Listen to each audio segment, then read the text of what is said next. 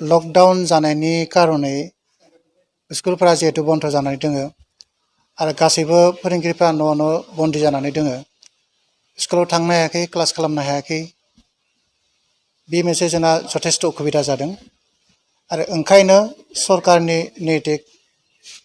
बायदियै सरकारनि थिननाय बायदियै आरो लोगोसे जोंबो एकाडेमिक काउन्सिल आरो फोरोंगिरिफोरजों रायलायनानै जोङो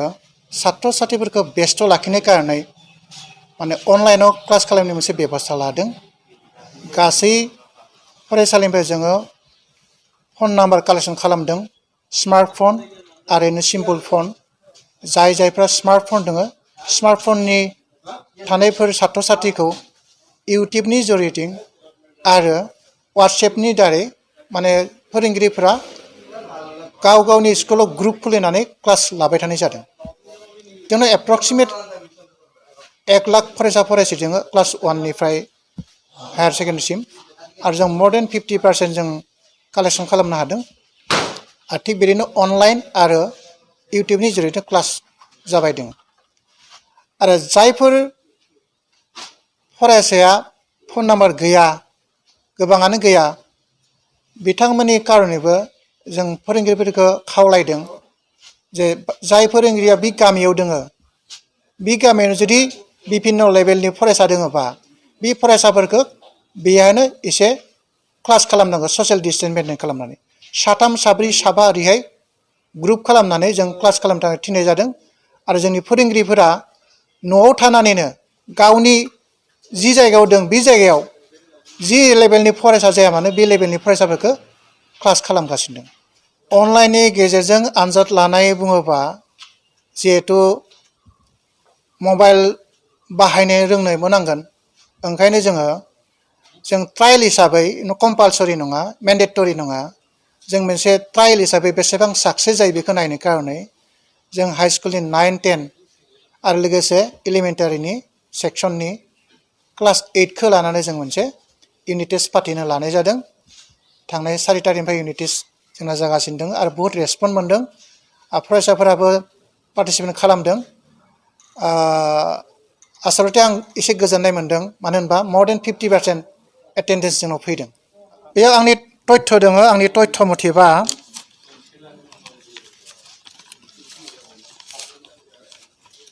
सेकेन्डारियाव 711 फोरोंगिरिया वाट्सएप इउटुब माने बेजों क्लास खालामगासिनो दं सेकेन्डारि सेक्सनाव आरो एलिमेन्टारियाव वाट्सएप लोगोसे फन कल खालामना खबर लानाय बायदियै 1696 फोरोंगिरिफोरा इनभल्भ जानानै दङ इ लार्निंनि जरियते जिल्लाखौ मबाइला बाहायनाय लोगो बाथ्रा मबाइलखौ जों बाहायबा मोजां खामानियाव बाहायनो हायो आरो जुदि बाहायनो रोङाबा गाज्रिबो जायो आरो नंगौ जोंना जिहेतु more than 40% सात्र साथ्रिनि आखायावनो मबाइल गैया गार्जेनफोरा मबाइल थाया बेखिनिया डिप्राइभ जानानै दङ बेखिनिखौ जों माने अफलाइन जों बेबस्था लागोन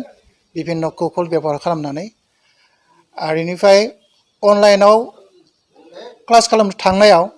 जिहेतु सात्रनि आखायाव मबाइल थाया गार्जेननि आखायावसो मबाइल थायो आरो बे बिथिङाव जों अनलाइनाव क्लास खालामनायनि रुटिनानो जा समायानो जा मेसेज हरनाय लोगो लोगोनो गार्जेनफोरा गम मोनदों गार्जेनफोरा गम मोननाय लोगो लोगोनो गावनि गथ'फोरजों माने लोब्बा लाखिनानै एटेन्ड जानाय जादों ओंखायनो बे अनलाइनाव क्लास खालामनायनि दारै माने मोनसे ट्रेन्ड फैदों मा गार्जेना इनभल्भ जाना दं फरायसाफोरजों बे मोनसे फिडबेक फैदों बेसेबां साक्सेस जाया बे उननि खोथा अफलाइनाव क्लास खालामनाय बायदि जाया नंगौ माने थेवबो अनलाइनाव जोङो क्लास खालामनानै गथ'फोरजों बे माने शिक्षानि लोगोआव माने जों बिजि लाखिना दोनदों आरो निश्चय माने बेनि मोनसे राहा ओंखारगोन दा अखम सरकाराबो खानसे खाननैनि गेजेराव माबा मोनसे डिक्लेयार खालामगोन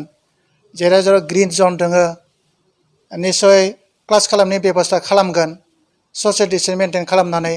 नायबा सानसेयाव 10 जन 12 जन ओरैहाय लिंहरनानै क्लास वाइज माबा मोनसे बेबस्था ओंखारगोन बिनि अनगायैबो जोङो जायफोरा रिमट एरिया जायफोरा मबाइल गैया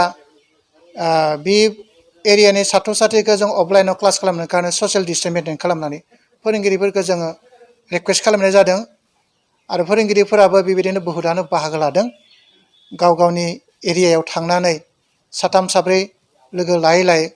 मोनसे कर्स खालामनाय जादों बेबायदिनो जोङो दुखिया ओनसोलाव थानाय गथ' गथायफोर जों सापर्ट खालामनांगोन अकल जों मबाइल थानायखिनिखौ गुरुत्त' लाबाल' जानाय नङा मबाइल गैयैफोरखौबो बिपिएल आन्दाराव थानाय न'खरनि गथ' गथायफोरखौ जों खमानै नोजोर लानांगोन बे दिना फैथोंसै बे दिननि उनाव मा मोनसे रिजलिउसन लायो जुदि जोंनाव बेमार आजार दा बुंनो हाया बेसेबां बारायगोन बेसेबां बांगोन अन्य स्टेटआव खोब बारायगासिनो दङ खोब माने गिथाव महरै बारायगासिनो दङ आरो भगबाननि अननाय हिसाबै जोंनि डिस्ट्रिक्टआव बा अखमाव बारा बारायाखै ओंखायनो जिहेतु उदालगुरि जिल्लाया ग्रिन जनआव थानायखाय आं सानदों मा जों सरकारखौ एसे रायज्लायनानै अलप जों माने रिलेक्स मोनगोन नामा क्लास खालामनायनि खेथ्रआव बेखौ आं आसा खालामदों गतिके अनलाइनाव जे 100% साक्सेस जागोन बेखौ आं सानाखै आरो लुबैखायाखैबो खारन अफलाइनाव क्लास खालामनाय बायदि जाया सासे गथ'खौ मोखाङाव लानानै बुजायनाय बायदि जाया तथापिय जोङो अनलाइननि जरिये गथ' गथायफोरखौ जोङो लेखानि लोगोआव लोब्बा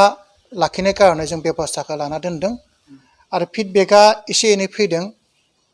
गाज्रि फिडबेक फैयाखै थेवबो जों लुबैनाय बायदि फिडबेक फैयाखै जियानो जाया मानो 10% मोजां जायो बेखौनो जों लुबैदों बिथांमोनखौ जों आगोलनिफ्रायबो खावलायबोदों आरो जों रिपर्ट मोनदों साफा सानै फोरोंगिरिफोरा कपारेसन खालामाखै बेबायदि लिस्टखौ आं मोनदों मोननाय लोगो आं फन खालामबाय मोजाङै बुजायनांबाय खिन्थु गोबां फोरोंगिरियानो खोब सापर्ट खालामदों दा बड' मिडियाम एलपि स्कुल आं नामखौ बुङा बिथाङा बुजिना मोनाखैमोन आं जेब्ला फन खालामो मोजाङै बुजायना बुङो सार होमबा आं गाबोननो बुथुमजोबनोसै नाम्बारखौ थिग बेबायदि गतिके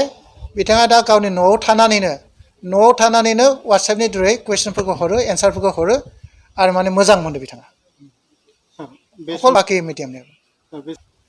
जिहेतु गथ'नि आखायाव मबाइला थाया माबानि गार्जेननि आखायाव थायो अकल इडुकेसन जि क्लास जागोन बा बेखिनि समावसो गार्जेना मबाइलखौ गथ'नो होनांगौ बाखि समाव खिन्थु गार्जेना गावनो लानांगोन गतिके जिहेतु अनलाइन थागोन बेहाय अनलाइनाव जुदि बायदि बायदि एक्टिभिटिखौ जुदि रोङोबा फरायसाया माने बे समाव गाज्रि जानाय चान्सआ गोबां थायो ओंखायनो गार्जेना कनसियास जानांगोन आं गार्जेनफोरखौ खावलायदों मबाइलखौ गथ'फोरनि आखायाव